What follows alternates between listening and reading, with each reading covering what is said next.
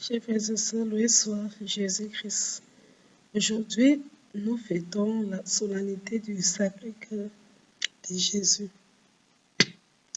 L'Église universelle, en réalité, célèbre la solennité du Sacré-Cœur le vendredi. Le Sacré-Cœur de Jésus s'est fêté le vendredi 27 juin. Mais dans certains diocèses à travers le monde, ou les diocèses qui ont pour saint patron le Sacré-Cœur de Jésus, vont peut-être renvoyer cette fête à dimanche.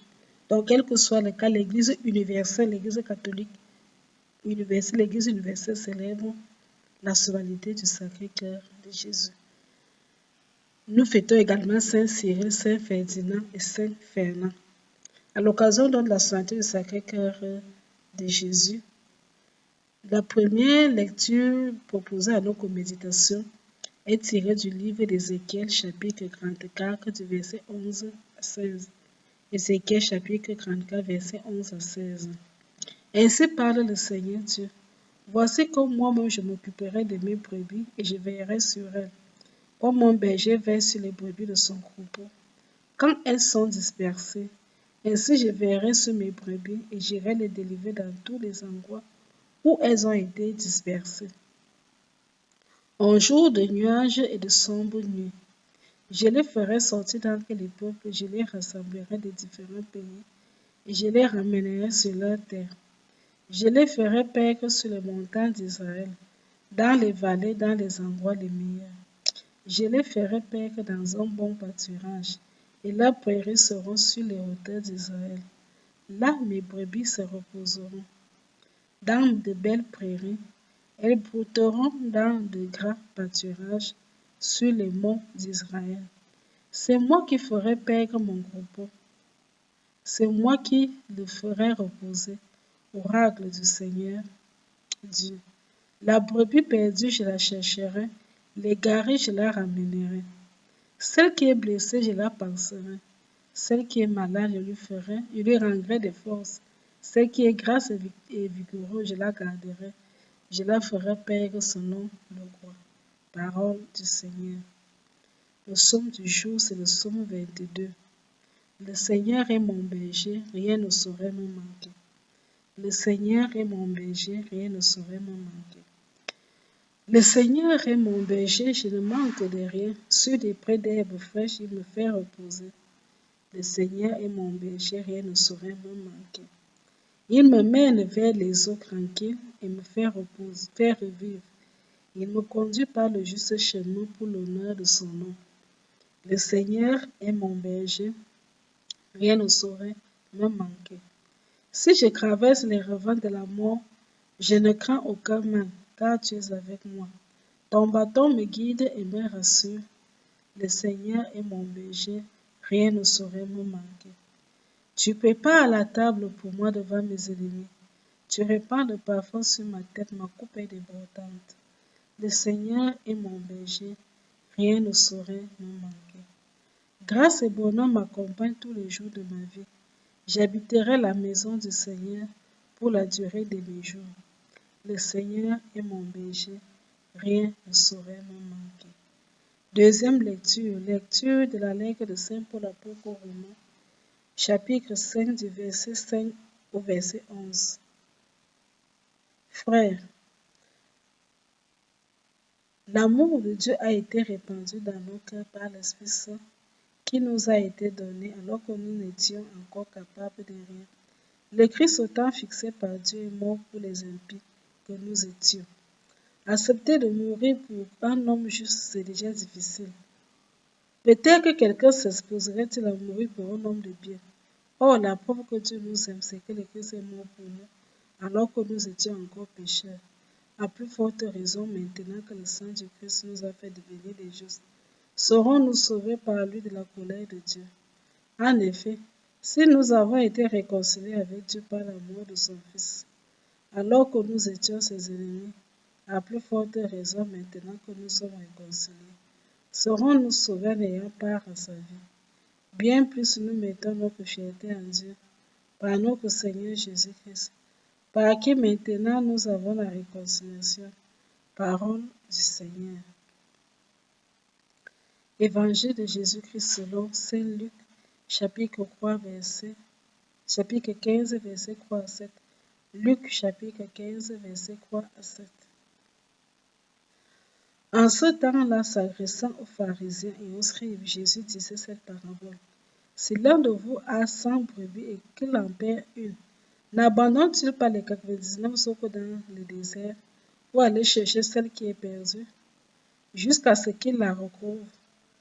Quand il l'a retrouvée, il la prend sur ses épaules, tout joyeux. Et de retour chez lui, il rassemble ses amis et ses voisins pour leur dire, réjouissez-vous avec moi, car j'ai trouvé ma brebis, celle qui était perdue, je vous le dis. C'est ainsi qu'il y aura de la joie dans le ciel pour un seul pécheur qui se convertit, plus que pour 99 justes qui n'ont pas besoin de conversion. Acclamons la parole de Dieu. Vous allez m'excuser une seconde, j'essaie de régler un peu ce problème de lumière et l'éclairage qui dérange pour revenir sur les commentaires. Une minute simplement. Alors, chers frères et sœurs, merci. Je viens de régler ce problème de lumière là. Nous avons un peu plus de luminosité pour l'éclairage. Voilà. Aujourd'hui, comme je le disais à l'introduction, nous fêtons la solennité du Sacré-Cœur de Jésus. Au cœur sacré, sois notre roi, nous voulons vivre pour toi, nous n'aimerons jamais que toi.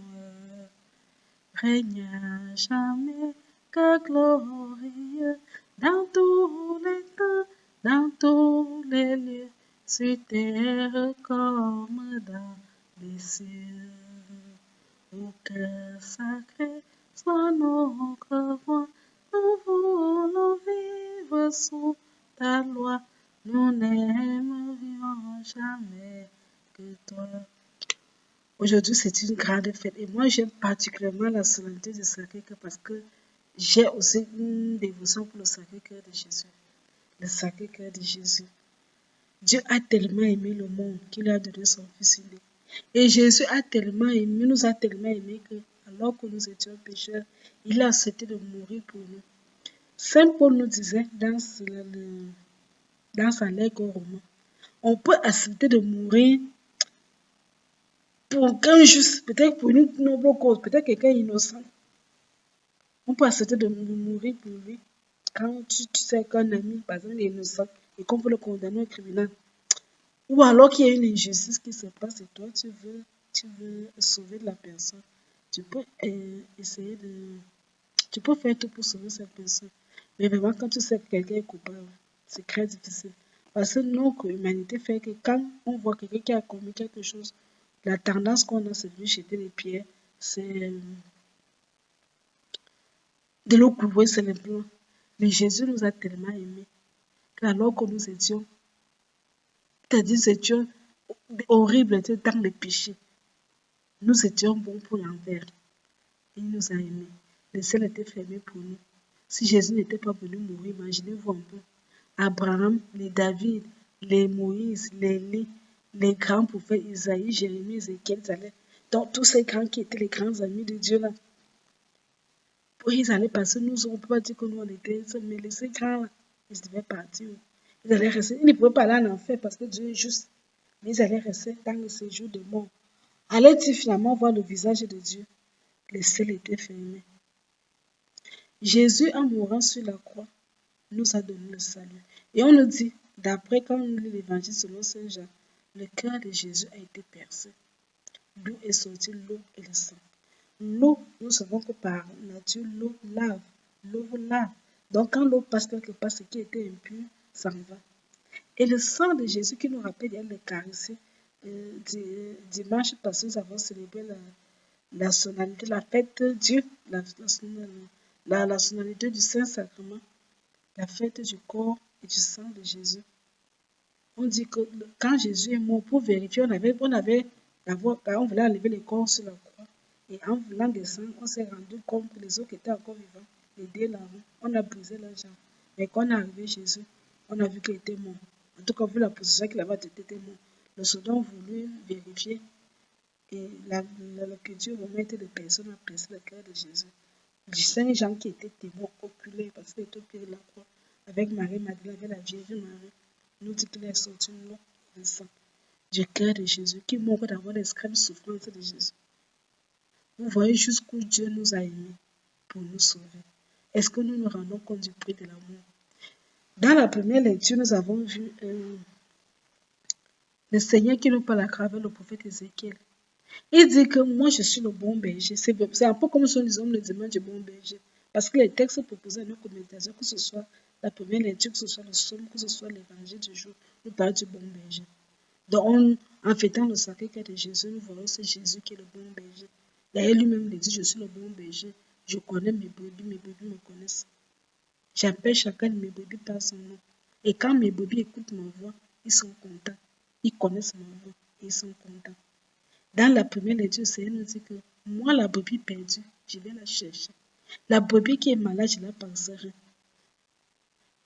Je la penserai. Dieu nous montre ici qu'il est un bon Père qui n'oublie personne. Il aime tout le monde. Dieu, il se présente en tant que berger, comme on peut voir un bon père de famille. Dieu nous a tellement aimés. Même le peuple d'Israël, même quand le peuple d'Israël allait être en exil, n'oublions pas que Ézéchiel était d'abord un prêtre à Jérusalem. Et maintenant, le peuple a été déporté. Parce que quand le peuple s'est rébellé contre Nabuchodonosor, roi de Babylone, Nabuchodonosor venait assiéger le royaume de Juda. Le royaume de Juda était déporté en Syrie. Ça, c'est un office. On a pris à la place des peuples nombreux pour venir s'installer à Samarie. Maintenant, il restait seulement le royaume de Juda, qui était dirigé par l'un des descendants. On avait de David, le roi Joachim, s'était donc rébellé contre Nabuchodonosor. On les a déportés à Babylone. Quand on a déporté le roi, la première déportation, on a pris le roi, la reine, le roi avec toute la cour royale, les prêtres, bref, toutes les élites, on les a déportés. La deuxième déportation consistait à prendre le peuple, le reste du peuple en exil. C'est comme ça que Ézéchiel fera partie des prêtres qui seront déportés. Il ne pourra donc plus exercer sa profession de prêtre parce que chez les Juifs, pas de temple, pas d'exercice de la fonction de prêtre. Mais Dieu va l'appeler, va devenir prophète.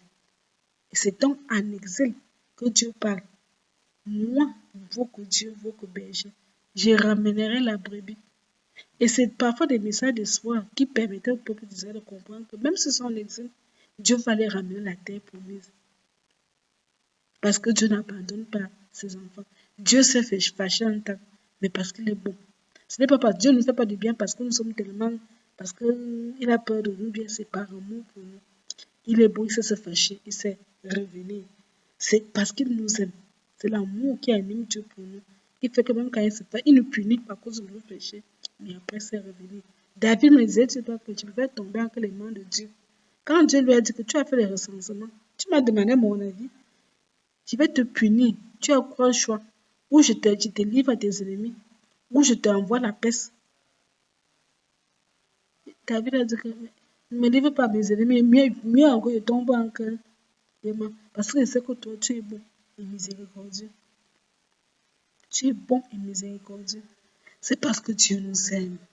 La paix du sacré-cœur de Jésus nous permet de méditer sur l'amour de Dieu. Dieu qui est le bon berger. Jésus nous le dit. Dans le psaume, c'est la même chose. Le Seigneur est mon berger, je ne manquerai de rien. Qu'est-ce qui pourrait me manquer alors que j'ai un bon Père qui veille sur moi, qui me protège, qui est ma sécurité? Qu'est-ce qui peut me manquer?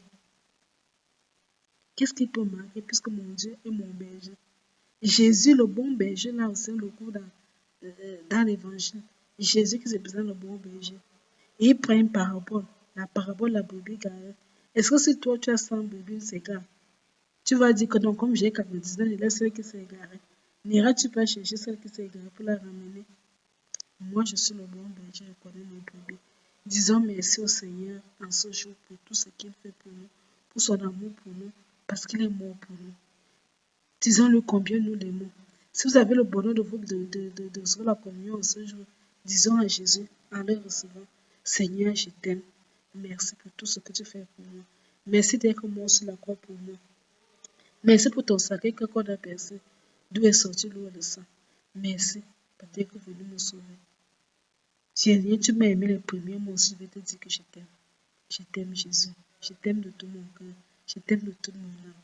Parce que Jésus, c'est l'amour elle-même, par excellence. Je vous souhaite une bonne journée, une belle fête et que Dieu vous bénisse abondamment en tout. Bénissons Jésus Christ.